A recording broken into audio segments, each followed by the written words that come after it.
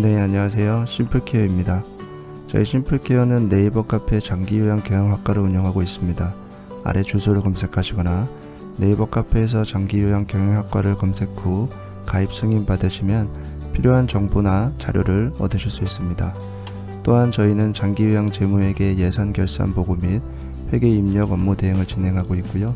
장기요양 사업 관련 법, 제도, 노무, 세무, 회계 관련해서 무료 상담을 진행하고 있습니다. 아래 번호로 전화 주시거나 메시지 주시면 상담 받으실 수 있습니다.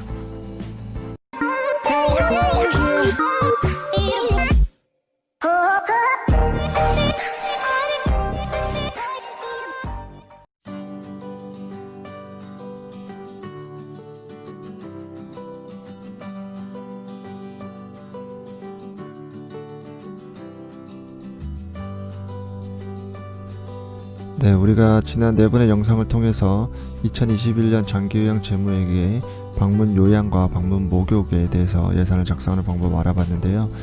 해당 영상은 유튜브 채널 심플케어에서 확인하실 수가 있고 네이버 카페 장기요양 경영학과에서 확인을 하실 수가 있습니다. 그래서 이번 시간에는 2021년 장기요양 재무회계의 주간보호 세입예산 작성 방법에 대해서 알아보도록 하겠습니다. 해당 영상에서 사용되는 프로그램은 아래 번호를 통해서 문의 후 구입하실 수가 있습니다.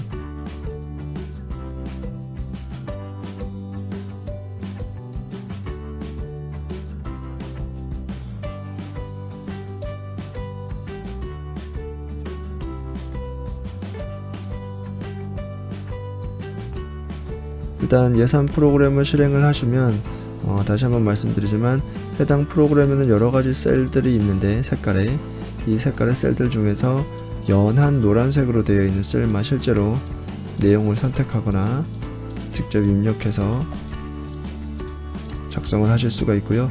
그 외에 색깔로 되어 있는 셀을 선택하려고 하면 시트가 보호되어 있다라고 뜨기 때문에 작성하실 수가 없습니다. 그래서 이런 부분들 참고하시고 연한 노란색으로 되어 있는 셀만을 선택하셔서 내용을 입력하시면 예산을 무난히 작성하실 수가 있습니다. 일단 실제로 예산을 한번 짜볼 건데요. 제일 먼저 설정해야 될 부분은 예산 적용 개월수입니다. 예산 적용 개월수는 1개월부터 12개월까지 선택하실 수가 있고 우리는 현재 2020년 예산을 작성하시는 거기 때문에 당연히 1년치인 12개월을 선택하시면 되고요.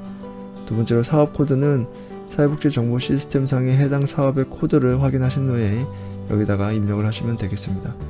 사업명은 지금 주야간 보호를 작성하고 있는 것이기 때문에 주야간 보호라고 작성하시면 되겠습니다. 여기 왼쪽에 보시면 이제 세입 예산이기 때문에 세입 예산에 대한 항목들이 이렇게 쭉 나열이 되어 있는데요. 예산을 이제 처음 작성하시거나 이런 항목들이 낯선 분들을 여기 예산들을 각각 하나씩 클릭을 하면 옆에 간단한 메모, 이 예산 항목에 대한 내용이 이제 표시가 됩니다. 그래서 이 내용들을 확인하신 후에 참고하셔서 예산을 실제로 작성하시면 되고, 일단 예산을 작성할 때 참고하셔야 될 부분은 예산을 짤 때는 현재를 기준으로 작성을 하되 현재보다는 조금 넉넉하게 예산을 작성하셔야 됩니다.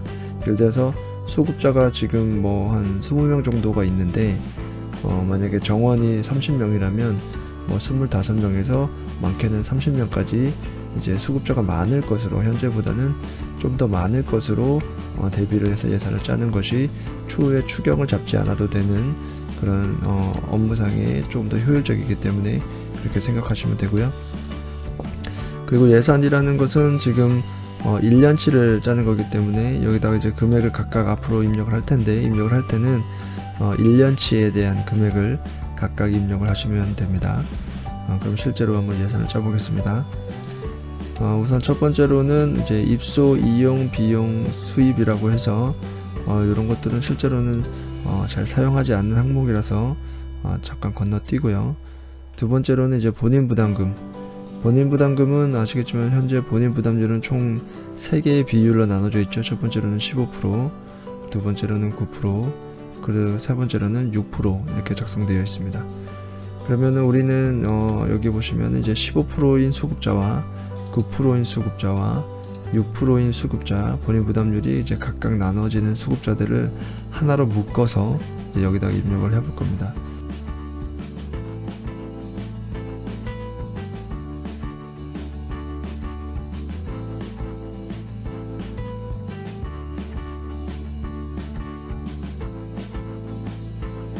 일단은 수급자들 중에서 이제 15%인 본인 부담률이 15%인 수급자 중에서 먼저 등급을 선택해야 되겠죠. 그래서 등급이 만약에 3등급이다.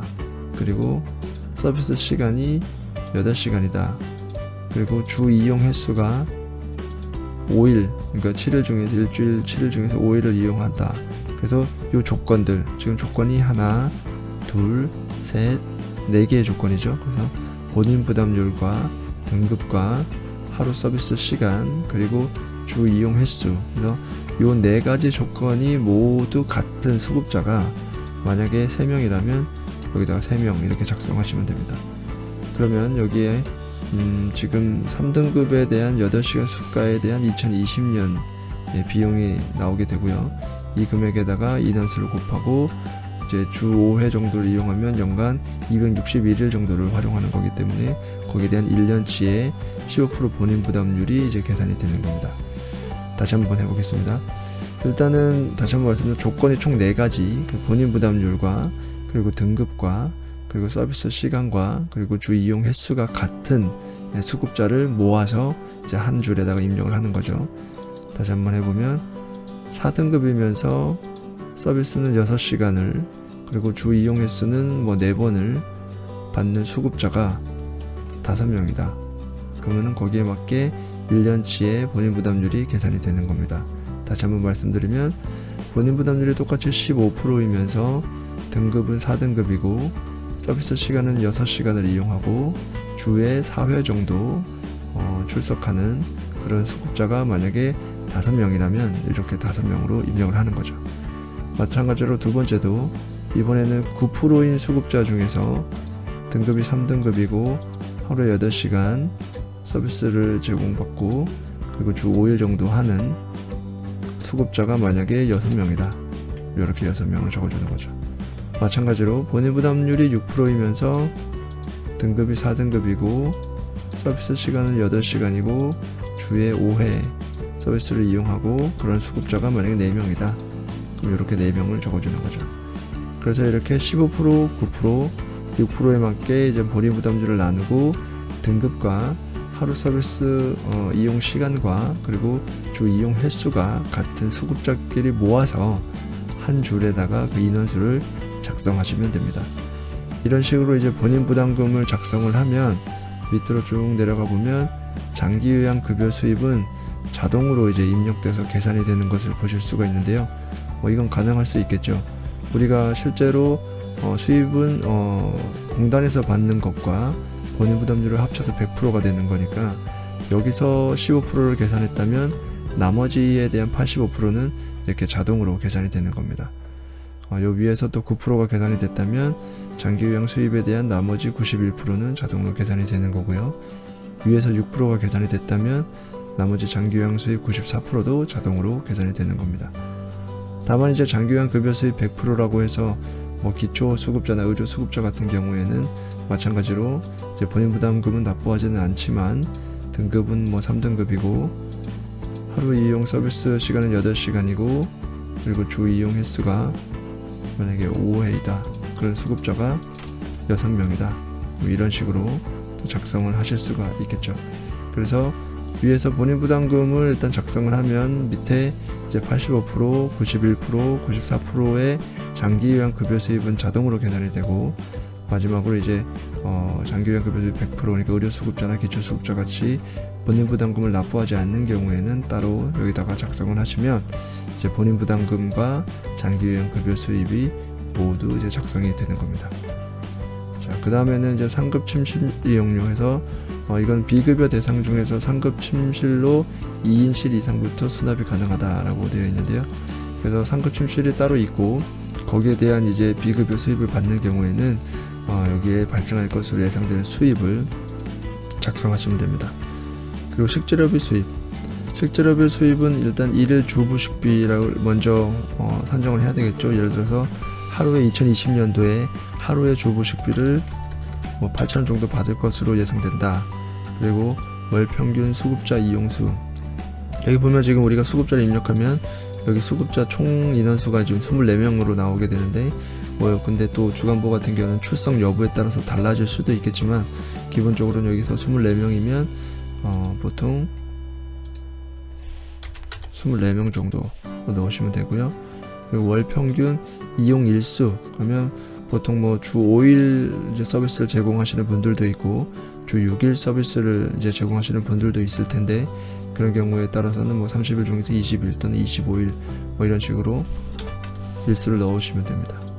그러면은 이제 하루 8시간씩 24명이 월에 한 20 정도를 하게 되면 1년으로 따지면 한 요 정도에 대한 식재료비 수입이 발생한다 라고 보셔서 여기다가 이렇게 입력하시면 되겠습니다.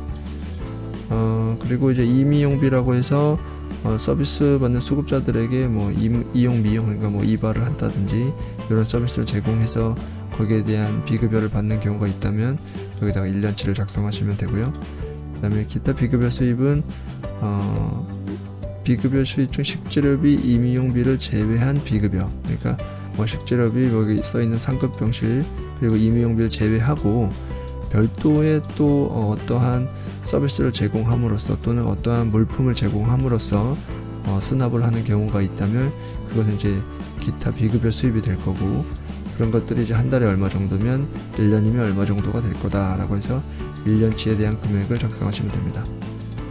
사업 수입은 시설 운영을 인하여 발생되는 사업 수입을 종류별로 목을 설정이라고 해서 여기 보시면 입소자가 제작한 물품 판매 수입 등 예라고 되어 있는데, 뭐 이 예가 가장 좋은 예인 것 같아요. 실제로 주간보호에서는 프로그램들을 많이 하니까 프로그램들을 하다 보면 이제 수급자들이 어떤 물품을 만들거나 그렇게 된 만들어진 물품을 뭐 이제 판매를 한다거나 뭐 바자회를 한다거나 그런 경우에 수입이 발생할 수도 있겠죠. 그래서 그런 수입이 발생할 것으로 예상된다면 이제 1년치를 계산해서 금액을 넣으시면 됩니다.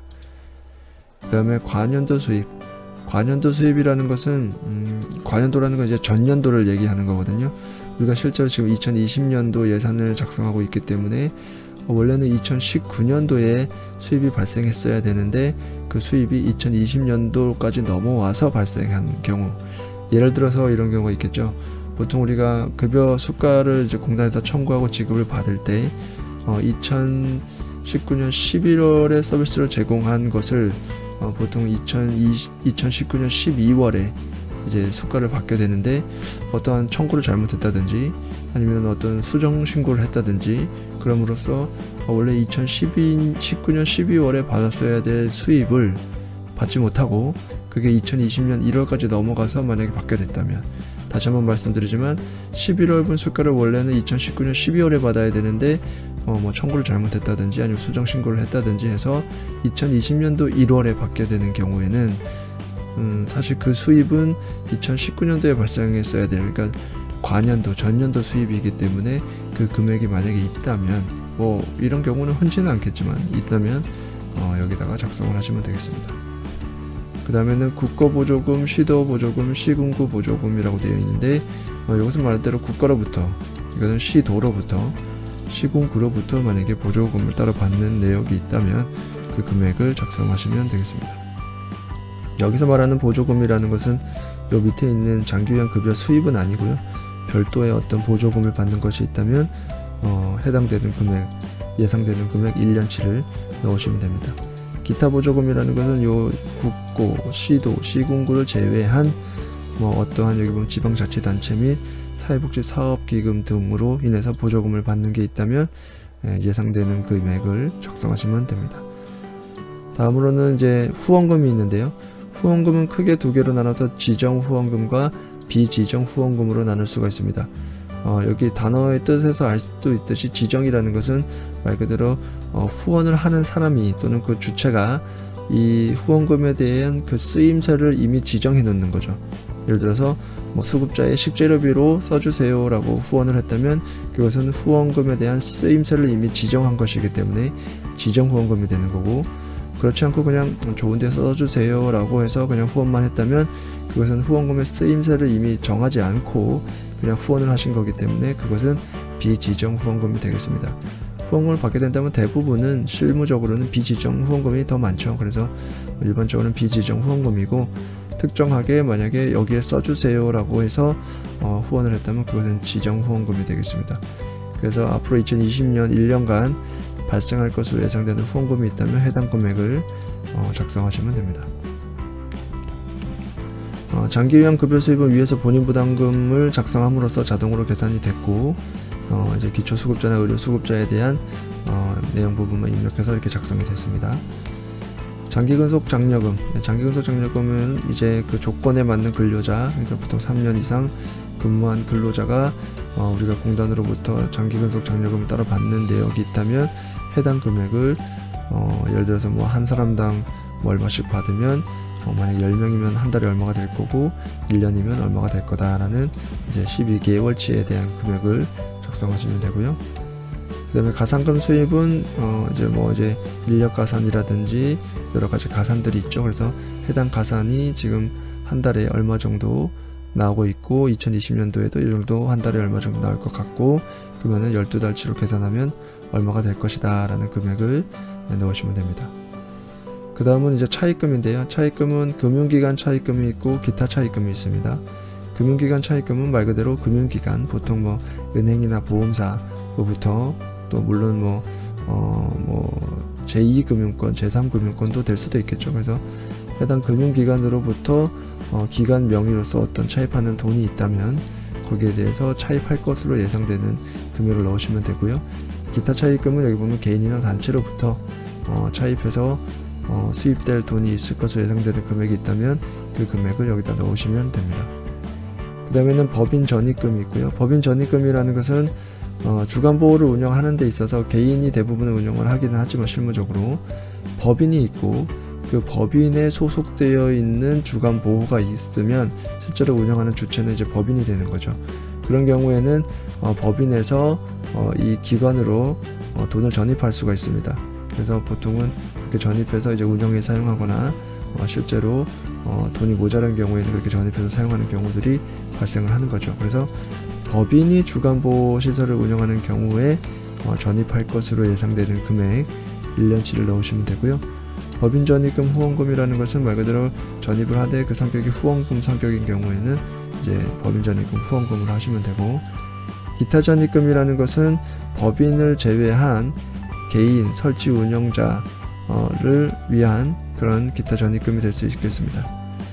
그러니까 여기서 말하는 기타 법인이라는 것은 여기서 말하는 법인은 이제 사회복지 법인이 될 거고요. 여기서는 기타 법인 또는 개인 등 설치 운영자로부터, 그러니까 해당 법인이 아닌 다른 법인이 되겠죠. 그래서 다른 법인으로부터 받는 또는 개인 또는 운영자로부터 받는 지원금이라고 보시면 되겠습니다. 그 성격이 다시 한번 말씀드리죠. 후원금 성격이라면 이제 기타 전입금 후원금이 될 거고요.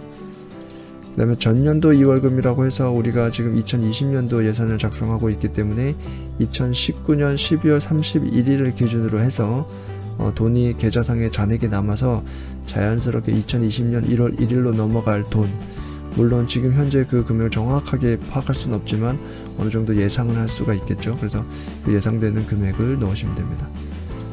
전년도에 받은 후원금, 아까 위에서 보여드린 지정 후원금이나 비지정 후원금을 2019년도에 받아놓은 돈이 있는데 그 돈을 다 사용하지 않고 잔액이 남아있다면 그 남아있는 잔액이 또 2019년 12월 30일에서 2020년 1월 1일로 넘어갈 것으로 예상되는 잔액을 넣으시면 됩니다. 전년도 2월금 식재료비는 여기서 말하는 식재료비라는 건 수급자로부터 받은 똑같은 내용이죠. 식재료비가 2019년도에 받은 돈이 있는데 2019년도 12월 31일까지 다 쓰지 못하고 2020년 1월로 넘어갈 것으로 예상되는 그런 식재료비가 있다면, 또 여기에는 직원 식재료비도 포함될 수가 있습니다.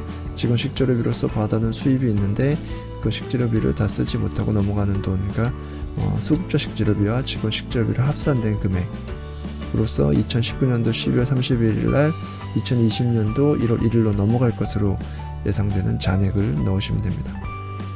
불용품 매각대라고 해서 말 그대로 비품이나 집기, 기계, 기구 등 그 밖에 불용품을 매각해서, 그러니까 판매를 해서 사용하지 않거나 아니면은 남아있는 상품들, 기구들, 집기들을 판매에서 만약에 수익이 발생할 것으로 예상되는 금액이 있다면 1년치를 넣으시면 되고요. 우리가 회계 처리를 하려면은 계좌를 사용할 수밖에 없기 때문에 계좌상에는 입출금이라 하더라도 1년에 뭐 적게는 몇십 원에서 몇백 원, 몇천 원까지 이자 수익이 발생하죠. 그래서 예상되는 이자 수익 넣으시면 되고, 직원 식재료비 수입은 2020년도 이제 1년간 받을 것으로 예상되는 직원 식재료비, 뭐 예를 들어서 뭐 한 사람이 한 달에 얼마면 10명이면 얼마, 그것을 이제 12달러 곱하면 얼마, 이런 식으로 계산을 해서 여기다 넣으시면 됩니다. 기타 잡수입은 기밖에 뭐 재산 매각 수입, 변상금, 위약금 수입 등 다른 과목에 속하지 않는, 그러니까 위에서 얘기하는 모든 수입을 제외하고 별도의 어떤 수입이 발생할 것으로 예상되는 금액이 있다면 여기다 넣는데, 대표적인 항목은 일자리 안정자금이죠. 그래서 일자리 안정자금은 기타 잡수입으로 처리를 해야 되기 때문에 만약에 2020년도에 받을 것으로 예상되는 일자리 안정자금이 있다면 한 달에 얼마, 그렇게 하면 12달에 얼마 해서 1년치 얼마 이렇게 넣으시면 됩니다. 운영 충당 적립금 수입과 시설환경 개선 준비금 수입은 실제로 운영 충당 적립금과 시설환경 개선비를 적립할 경우에는 여기 보시면 특별 회계로 따로 적립을 해야 되기 때문에, 그런 경우에는 특별 회계에서 수입을 잡아야 되기 때문에 그때 사용하는 항목이라고 보시면 되겠습니다. 네, 이렇게 해서 이제 2020년 장기요양 재무회계 주간보 세입 예산안 작성 방법에 대해서 알아봤고요. 다음 영상에서는 세출 예산안 작성 방법에 대해서 알아보도록 하겠습니다. 감사합니다. 영상이 유익하셨다면 구독과 좋아요 그리고 알람을 설정하시면 새로운 영상을 바로바로 받아보실 수 있습니다.